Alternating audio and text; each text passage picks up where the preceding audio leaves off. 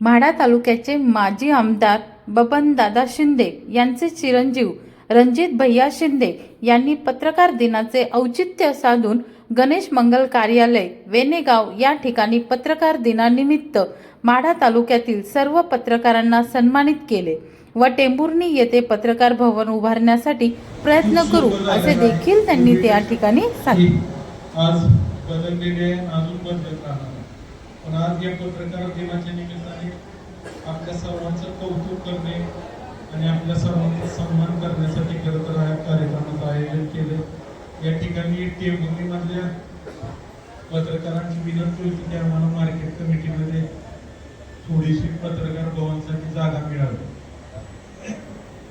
तर त्या बाबतीमध्ये सुद्धा सुहास काका या ठिकाणी आहे। मामाच्या दादाच्या कानावर घालून जर आपल्याला शक्य असेल तर छोटीशी जागा मार्केट यार्डामध्ये द्यायला कुठल्याही पद्धतीची हरकत नाही, एवढंच मी आपल्याला या निमित्तानं सांगतो। माड्याला पाहिजे असेल तर माड्याला फक्त त्याचे नियम काय आहे, जर एका ठिकाणी दिली तर सगळीकडे द्यावी लागेल, काय अडचण त्याच्या मागची फक्त एका ठिकाणची सोडवली की सगळीकडे शक्य। आणि त्या दृष्टीनं दादांना मामाला बोलून एक छोटीशी जागा आपल्या पत्रकार भवनासाठी त्या ठिकाणी उपलब्ध करण्यासाठी निश्चितपणाने प्रयत्न करू। आपण या ठिकाणी त्यांच्या आरोग्याच्या बाबतीमध्ये सुद्धा पुढच्या कालावधीमध्ये काही ना काही प्रयत्न केला पाहिजे।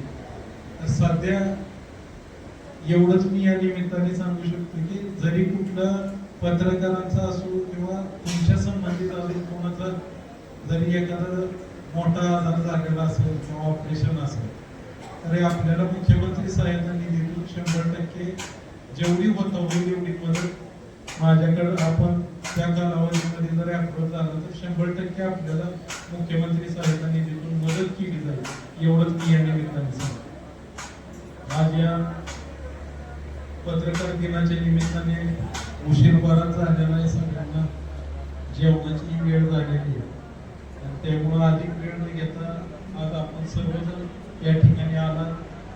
खरं तर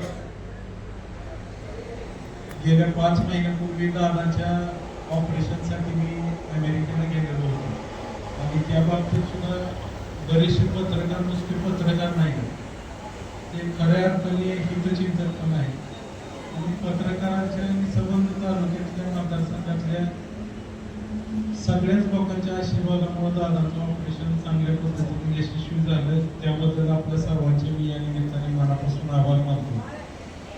आज या कार्यक्रमाच्या निमित्ताने अधिक न बोलता पुन्हा एकदा सर्व पत्रकारांना मी या निमित्ताने मनापासून शुभेच्छा देतो। तालुक्यातले अनेक प्रश्न होते पण ती नंतर कुठल्या तरी कार्यक्रमामध्ये ते सगळे प्रश्न निश्चितपणे मांडण्याचा प्रयत्न करू। तालुक्यातली जे राहिलेली विकास काम आहे ती पूर्ण करण्यासाठी सुद्धा निश्चितपणे पुढच्या कालावधीमध्ये प्रयत्न केला जाईल, एवढंच मी आपल्याला या निमित्ताने सांगतो। पुन्हा एकदा सर्व पत्रकारांचं या पत्रकार दिनाच्या निमित्ताने कार्यक्रमासाठी स्वागत करतो। सर्वांचे मनापासून आभार मानून माझे 2 शब्द संपवतो। जय हिंद, जय महाराष्ट्र। धन्यवाद भैयासाहेब। यानंतर सर्व पत्रकार समेत भैयासाहेब व सर्व मान्यवर